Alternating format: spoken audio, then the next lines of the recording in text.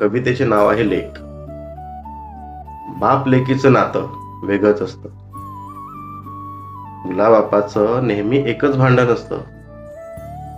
माझ्यासाठी तर तुमच्याकडे काहीच नसतं, हिच्यासाठी तर मात्र सर्व काही असतं. बापाला सर्व काही कळत असतं, म्हणून त्याचं प्रेम सर्वात जास्त मुलीवर असतं. ही चिमणी एकेकाळी सोडील हे घरटं, म्हणून बापाचं मन आतल्या आत रडत असतं. प्रेमळ बाप हळूहळू गंभीर होऊ लागतो. मुलीकडे मागणाऱ्या पाण्याचा ग्लास स्वतःच घेऊ लागतो. घरट्यातला चिवचिवाट आता थांबणार असतो, म्हणून बाप अंधारातच आपले डोळे पुसत असतो. लेक बापाच्या अंगा खांद्यावर खेळत असते. खेळता खेळता कधी मोठी झाली हे त्यालाही कळत नसते.